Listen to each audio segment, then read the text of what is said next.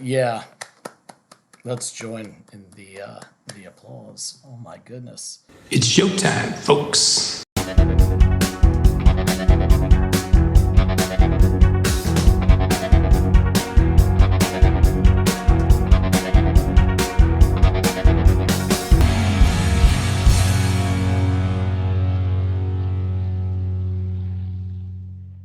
Hey everyone, and welcome to another episode of Into the Music. I see Andy is preoccupied with something on his computer screen. What are you looking at? Just porn. No, I'm sorry. Waiting for you to wrap up your spiel. I was.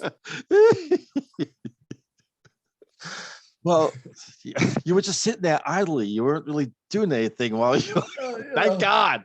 I'm an interesting peruser. Andy, what are you doing? Sometimes you got to eat with your eyes, Greg.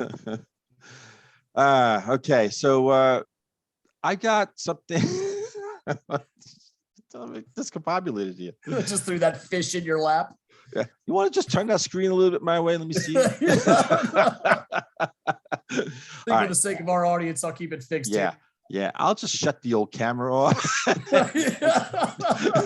Folks, we'll be right back. Later. We'll be right back. All right, so I don't know if I ever told you that Hey Joe is, well, first of all, Jimi Hendrix. I love Jimi Hendrix, one of the greatest guitarists I think of all time, and one of, but like right there. Oh yeah. And Hey Joe, which is really interesting because there's a lot of Hendrix fans who are, they're divided on Hey Joe. In fact, Jimi Hendrix was really not too keen on Hey Joe. He kind of saw that as that was more Chas Chandler, who was the bassist for the Animals and who became his manager, and said, you got to have some sort of hit. And they came out with that one. That really sort of was his asteroid that sort of crashed and just said, everyone's like, holy shit, Jimi Hendrix. Yeah. And also Mitch Mitchell, the drummer, tells the story. I mean, as great as Jimi Hendrix was in that song, and almost every song he did, but Mitch Mitchell just to me tries to steal the show in that song, in that recording with his drumming. It's crazy. But anyway, so all that combined, I love Hey Joe, always did. And there's been a lot of covers of Hey Joe as well. And the song existed before Hendrix. He didn't write it. And lo and behold, 2 years ago, where I thought I heard it all, then I heard this version from Roy Buchanan. Okay. Do you know Roy? Oh yeah. I'm my blues, like classic blues rock. That was probably my dad's favorite genre of music his youth. So that's what all the records were in my house, right? And everything. And who were the best classic blues guitarists was always a debate that what you would hear discussed with, the circle of friends that my dad kept and that are almost like my uncles and aunts now. So yeah, I've definitely heard Roy Buchanan and heard his music. He's basically the father of the Fender Telecaster and like creating the best sound. And and we've talked before, I'm a big fan of Fender Telecasters and the sound that they put off. Most people are Strat guys. There's something about the tone of a Tele that really speaks to me. Yeah. And I was so used to seeing people like Stevie Ray Vaughan and Jimi Hendrix murdering blues rock on Stratocasters.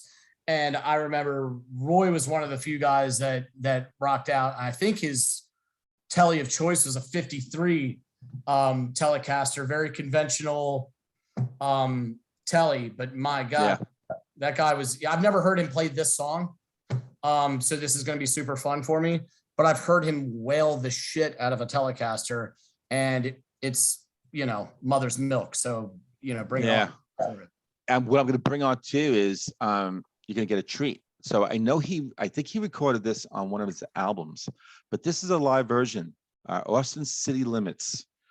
And so you're going to get the live feel of Roy playing the song, playing the hell out of it. But you know what? I'm raising the bar, right? Every time I you could come back and say, I hope not. I haven't even heard it. You've already won, because one, I know Roy was born with a guitar in his hand, and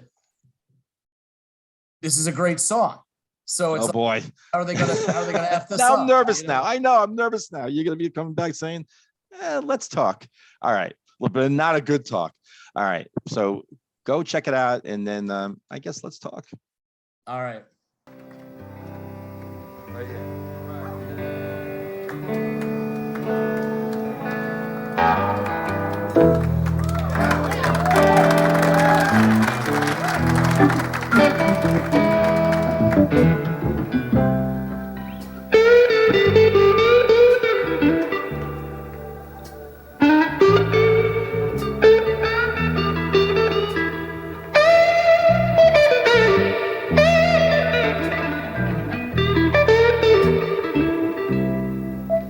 Hey Joe, where you going with a gun in your hand?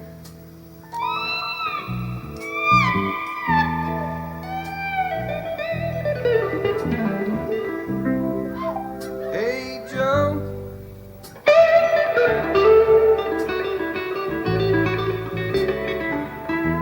where you going with a gun in your hand?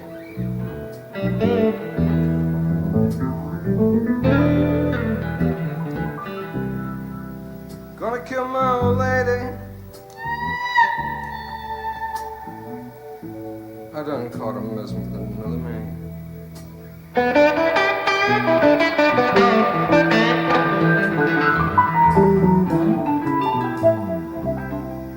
Gonna kill my old lady.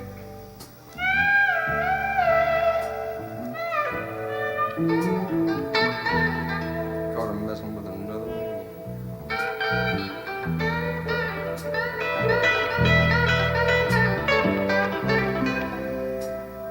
Hey Joe, yeah, I heard you shot your old lady down.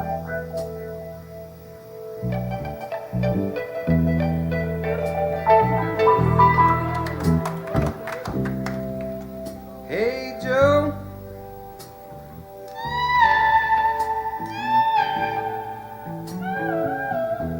heard you shot your old lady down.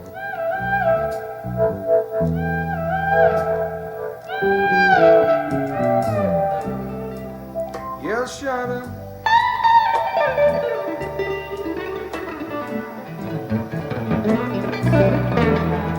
Put a 6 feet on the ground.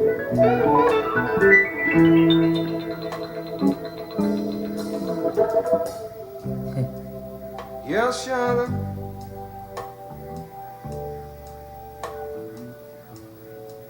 Yeah, put her 6 feet on the ground.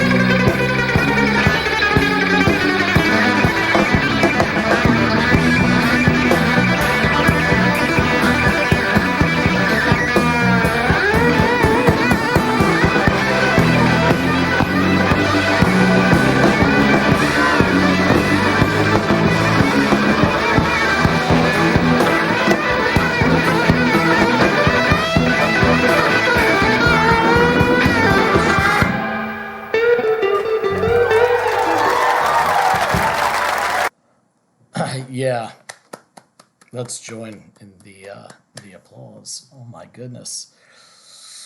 Oh, this guy's really, really good at guitar. He knows his way around a neck, that's for sure. Damn.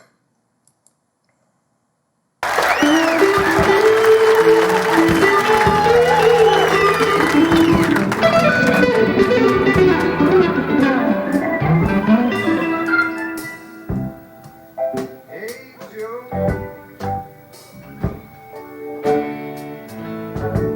You shot your old lady down.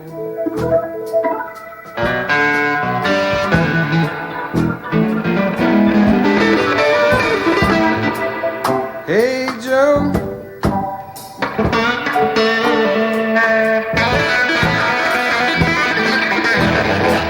Heard you shot your old lady down.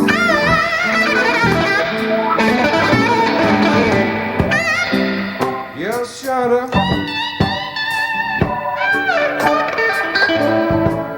Put her 6 feet under the ground.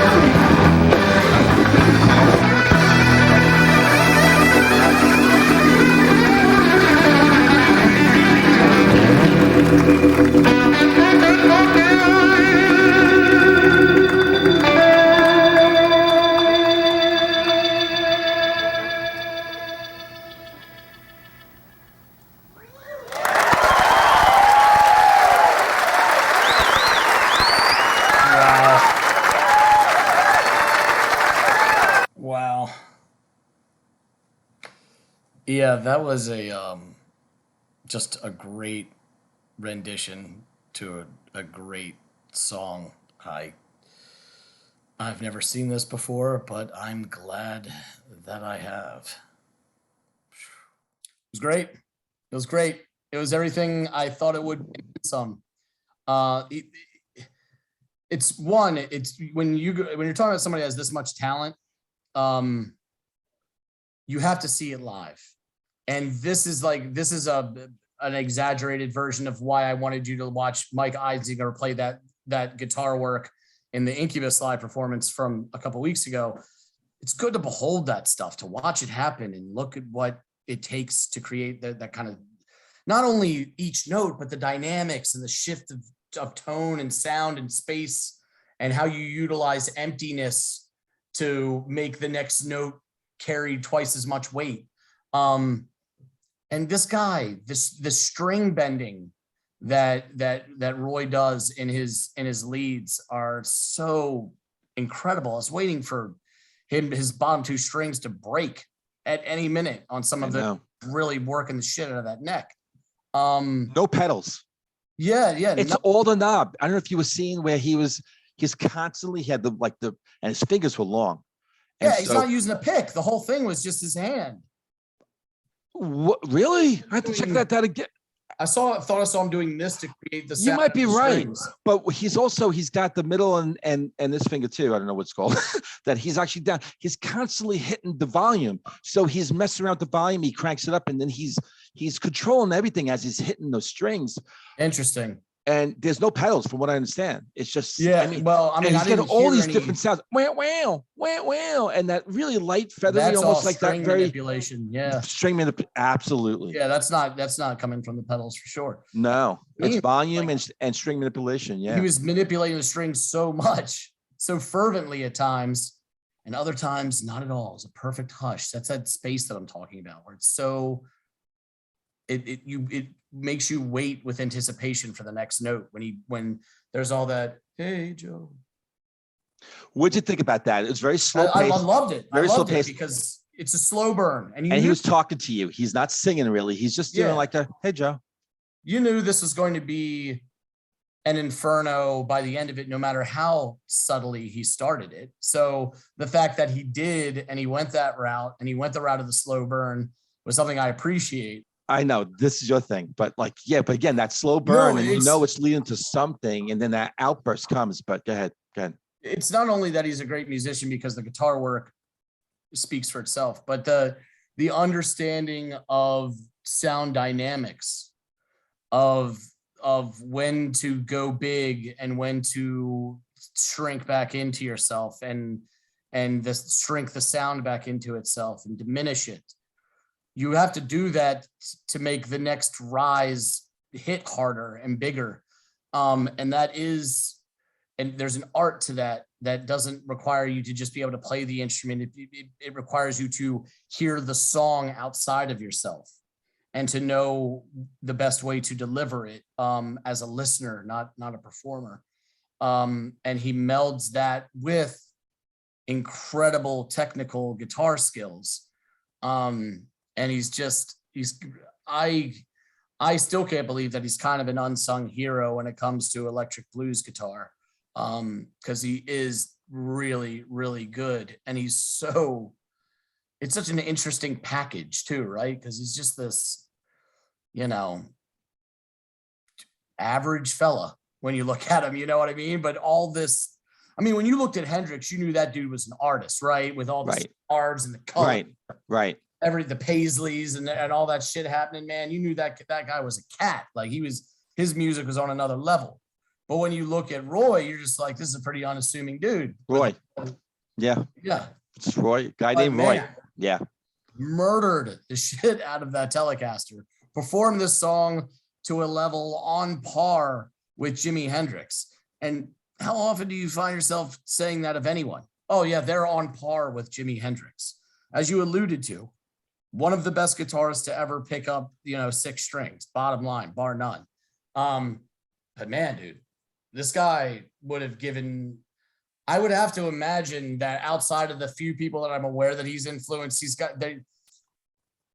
I know Jeff Beck was a big fan of Buchanan, but I have to imagine other people are as well, because you don't listen to this guy and not find inspiration in his talent. No, he's got a following out there. And I think his big claim to fame was a lot of folks is his cover of Green Onions. He does a really cool version of that. And so there was one day, like a couple of years ago, where that came across, YouTube. And for years, my sister she was like, Roy Buchanan, and all that. And I was like, okay. And I remember going into and listening to the Green Onions thing again. And I'm like, there has to be more to him than just this. And so I started to dive into his music. And what I discovered was part of it was this. And like I said, I was blown away, because I'm like, if you're going to do a cover of Hendrix, you got to bring it. You got to bring it. Yeah. And, try not to do the same thing. Right. And the cool thing about Hey Joe is that it was originally written and performed as like a folk song, like a folk blues kind of thing. And then Hendrix took it and just made it into a blues kind of rock thing. And so here you got Roy, who's just in this concert performance at Austin City Limits, 1976. And he's got like a sort of country rock kind of sort of feel, a little bit of rockabilly sound, definitely has that Southern type of feel to a lot of his playing. And then he comes out with, I think he's from Arkansas. Yeah, Arkansas, right? And then and then he actually lived in Virginia, West Virginia, maybe, or Virginia. Yeah. No, it was Virginia. He's in the southern part. That's another reason why he's from Fairfax. He died in Fairfax. Yeah. And it was not a good, he hung himself in No, a jail it cell. was awful. The story of his terrible. that whole night and how it led to his death. Because I think domestic abuse, the cops called, and he was hammered, and they took him in to the jail. And by the end of the night, he was dead because he's dead. He hung himself. In the drunk tank holding cell. Yeah. Jesus. Yeah. So really. hit. It was not a storied, I mean, for someone as talented as him, it was not a storied rock star life. He had demons, that he was dealing with, and especially with relationships and his wife, and then what led to that. So he got all that stuff, but without the universal love, which is very sad. It's a sad story, I think. Yeah, it sucks to have the rock star ending without the rock star ascension, and that's exactly what happened to him. He had this horrible rock star death that will live. That will be the legendary thing about him. Like Hendrix, kind of a legendary death. Like you choke on your own vomit because you and partied too hard. It's like, that's not a great way to go, but man, at least Jimi Hendrix is like infamy for being one of the, and here's a guy equally as talented, dies a really awful, weird way, a lot like Hendrix. You feel like the dude, but all the stuff that happened before that, nowhere near on the same level. I mean, Roy wasn't even 27. I mean, at least if he was 27, maybe he would have been good, but he was 48 or 47. That even made no sense. It was just, but, and I think that also plays into the ordinary look to him, right? Like just a middle-aged guy standing on a stage, and then all of a sudden he starts playing that guitar, and you're like, "Holy shit, man! This is And I'll tell you what's interesting about him and Hendrix. Another thing that they both have in common, aside from having covered the song, is that how on your electric guitar there are gauges to each, and a bass too. There are gauges to your string on whether they're medium, thin, heavy strings, how slinky they are, how much dexterity you can employ with them because of whether they're heavy or light or whatever. His top 3 strings would all be heavy gauge, and his bottom strings, I think, would all be light or medium gauge. So it wasn't all the same gauge set of string diameter.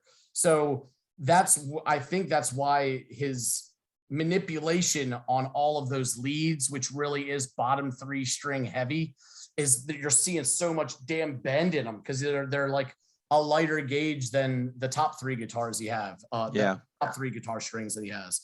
So it's interesting that I don't know if he took that from Jimmy or where the idea of this and blues rock lead guitar sort of where the birthplace was of that.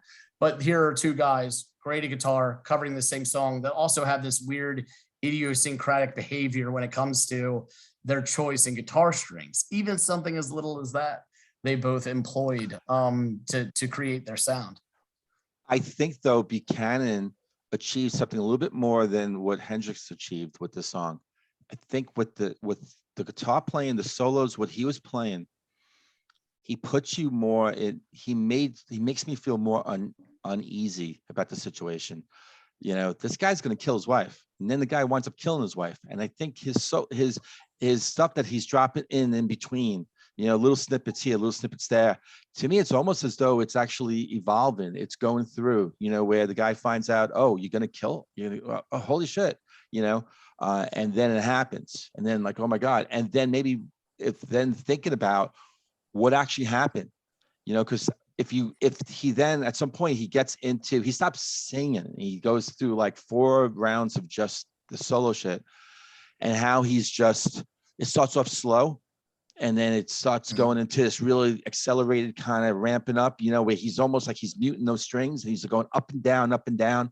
You think about some of that coming at you, almost like, gunshots, firing, I might be reading into more than, into what he was playing on the guitar for that performance. But I think he arranged that intelligently. I think he arranged that so that he wanted to actually show that evolution from this, finding out about what this guy was going to do to what he did, and then the reality of like this person getting killed, because that last one, right before he shuts it off, like immediately, and then he wraps that song up. He does that.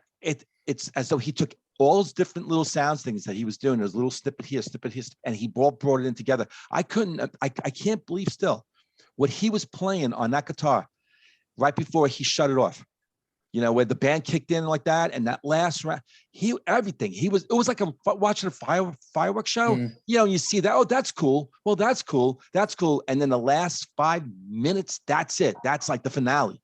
And I think he put everything together. How he was putting all that together and playing, like, it was crazy. I don't think I've ever heard anything like that in my life. I can't, I just, yeah, to me, and when I just keep going back to this, this is something that I keep going back to. I keep going back to, even while I talk to you right now, that's in my head. That solo stuff. And it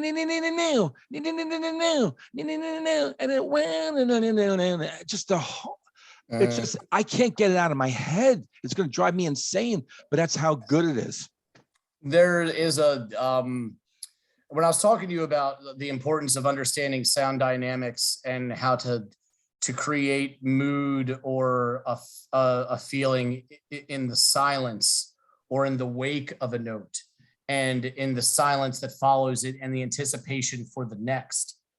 There's something cinematic in that. It reminds me a lot of the movie, and this is such a strange analogy, but maybe you'll follow me down this path if you've seen it. But have you ever seen the movie There's No Country for Old Men? Yes. Every quiet moment of that movie is some of the most suspense-filled moments of the movie because there's so much to happen psychologically in those moments of silence that you build it up within yourself, digesting the last bit of dialogue or anticipating the next action, because it's like a 2 or 3 character plot. It's very linear. The menacing silence of the villain in the movie and just his nature. Yeah. To me, I find parallels in the music and in the Hush song as I do in the way that movie was filmed, shot, written, and delivered. That's sort of the same approach to this song where yes, there are bangs and holy shits. Yes.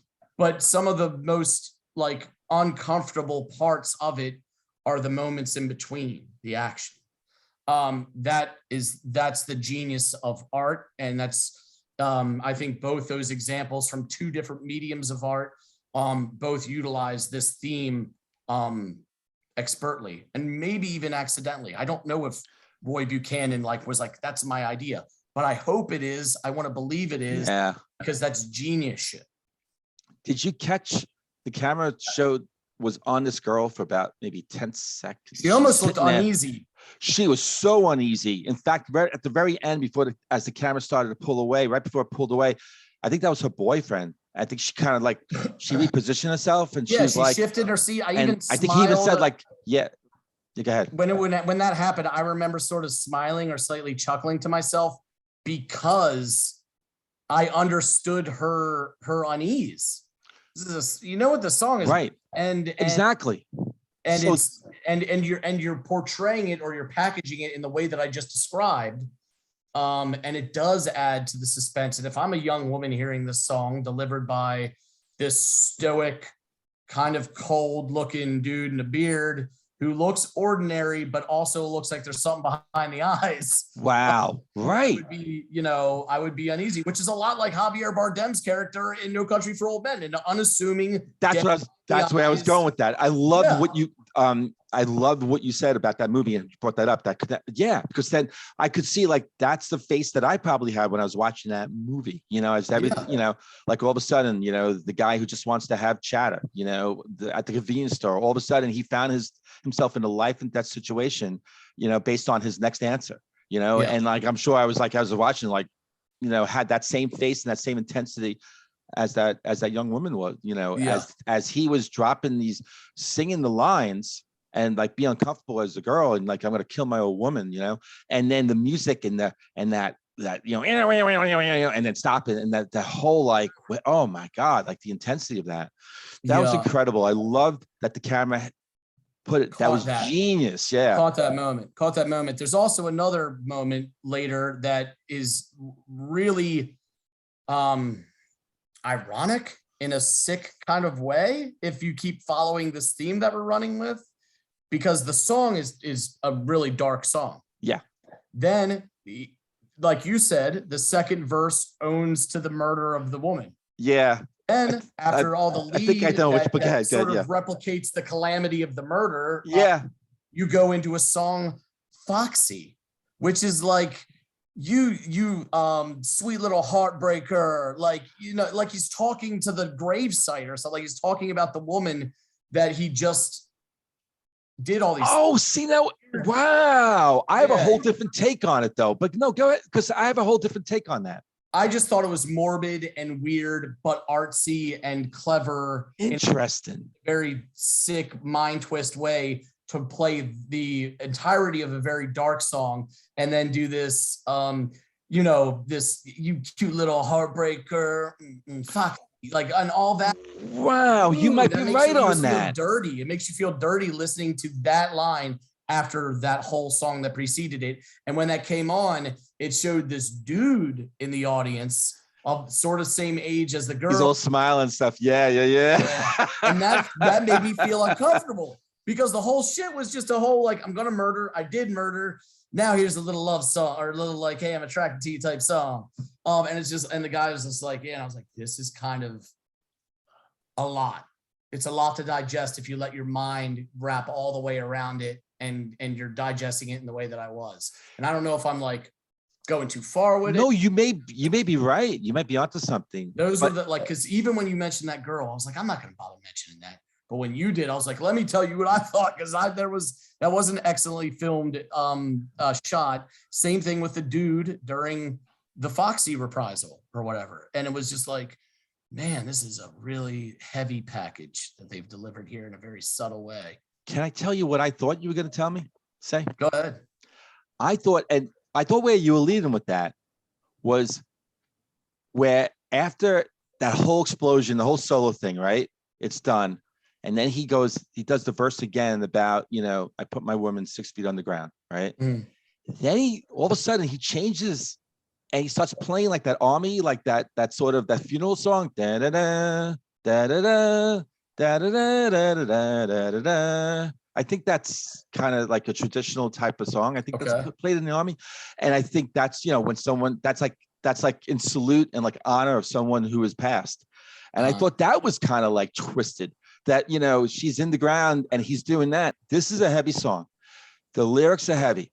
This is, I'm going to, in a couple of ways, I'm going to lighten it up. That was just my kind of, I'm going to lighten it up. I'm going to have a little fun with it because, you can get really uncomfortable with this, with the lyrics and the way I'm playing my guitar. But I also want to lighten up a little bit too. I don't want you to be like, running for the exits, And then I thought the Hendrix thing was more like, hey, let's remember, this is just rock and roll. This was, this was made famous by a rock and roll guy. And let's just salute, the guy who really made this song, and let's have some fun. I thought that after all that intensity, I thought the Hendrix thing was more like to break the tension. It's really interesting how, and I thought where you were going with that was what he did with the kind of a sick, twisted way where he was doing that little dun dun dun dun dun dun dun dun dun dun dun after he said she's 6 feet under the ground. That's kind of like really. And then he ends with the whole Hendrix thing. So you might be more right than I am, but yeah, I think that I'm not, who knows, right? But like for me, there's something, it's not like your valid argument is that, hey, maybe let me put this on to soften it at the end because we just went through some heavy stuff. I'm looking at it like, no, we're going to further get dark because I'm about to play Foxy, you cute little heartbreaker. You broke my heart. I caught you messing around. Like the song is almost like a song. I know. Wow. Yeah. Song is about. You might be more right than I am. And if you look at it that way, it just becomes even dirtier and kind of grosser. Like, ooh, this is so like lascivious and nasty and like, can't believe anyone would put this to music. It got that thriller type No Country for Old Men vibe to it, and where it's just, man, this is it's a mind fuck type situation. And I love movies like that and books like that and songs like that. So for me, I was like, as dirty as it makes me feel, it also makes me think a lot. And it's a very evocative in my, like, it makes me think about an array of different things. I loved it. I loved this performance. This is top 3 or 5 of the songs I've reacted to on the channel. And this is an interesting one because I've said before, when it's an artist I know and a song maybe that I don't, there's less of a payoff because I go in with thoughts of what I'm about to Yeah. enter on. This, I know the artist, I know the song. They I aren't, love this. Yeah. I don't connect them, but I know both of them. And yet, and I think that mostly comes from the live performance and the Yes. choices that Roy made. And Roy could be looking down or up at us, depending on his judgment, and being like, you guys are going way too way too far with this. Like, it was not my intention at all. Yeah, I just wanted Like just the army thing, the salute army thing was me paying tribute to Jimi Hendrix, a dead guy who served in the armed forces. Oh yeah, right. He's a paratrooper. Yeah, and, right. And and I just wanted to play a song that he wrote as the ender, as opposed to a song that he covered as. And he could be like, you guys are going, and maybe we are. And Buchanan right now, after he used the saying, said, wait a minute, looking down. I didn't even know he was a paratrooper. Thanks, Andy. You're wrong. Exactly. Yeah, that's so funny. So, but isn't that the beauty of art though, right? Because like I've said before, once the artist creates it and they have an intent, right? And it very much has like, it's a thing that was inspired by a thing. Mm. But once it's released to us, it's ours. It's everybody's. It is ours, and it's mine to interpret how we want, and that's the beauty of it, right? And it is ours, and it's mine, and it's mine to take. If I was, you ever get the question like, if you want a desert island, and you had 10 songs that you could listen to, and I'm thinking, well, first off, where's the electricity to actually plug into to listen? But that said, I'm going with the whole fantasy thing. 10 songs, this song. That live performance, not the studio version. I haven't really heard that. I haven't heard that, but this performance, it is absolutely one of my top 10. I got to figure out the other 9, but this one is coming with me. And there you go. Yeah, it's a deserving one. I mean, it makes sense that it's on anyone's list. I'm so glad you like it a lot. That's so cool. Yeah, for sure. All right, cool. So I'm really wondering if we're getting more than 50 people looking at this. I really hope so. Just like a Cardiacs kind of stuff that I did a few days ago. Like, I'm discovering how great that band is. And I'm like, it's not about my views and this and that. But, when I hear something really great, I just want people to, discover what I'm discovering. It's like, hey, go check out, take a look what I'm looking at. It's amazing. So I really hope that, folks that, even if it's a small crowd, Andy, right? It's the quality of the crowd, right? So I'm sure, we're going to get really interested and engaged folks, and they're going to let us know what they think about the song, about Roy Buchanan. And and if there's any other Hey Joe covers out there that you think are even better than this one, I mean, I don't know, man. I think the bar is raised like sky high, but I don't know. Let us know. Yeah. Anything final words to add? No, other than I've heard a lot of Jimi Hendrix covers. Some like this one, pretty much what you get from the Hendrix version. I mean, not the same, but the same, following the same guidelines. And then I've heard completely reimagined ones.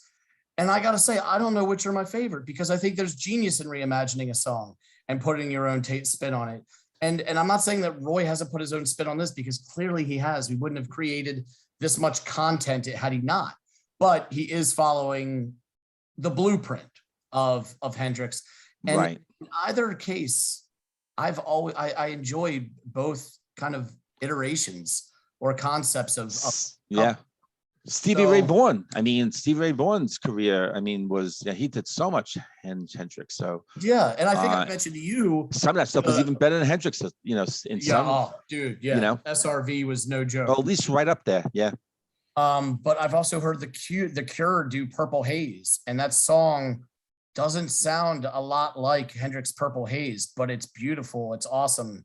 And it's a lovely reimagining of the tune. So as long as it's good, man, I don't give a shit. Like color by number or color outside the lines. I don't care. If it's good, it's good. So.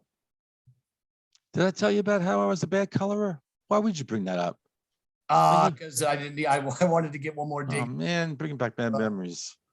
Within the lines, Greg. All right, Mrs. Johnson. All right. The doors are shutting right now. Andy, you take care. And to everyone out there who's still here, you take care too. We'll see everyone on the next episode of Into the Music.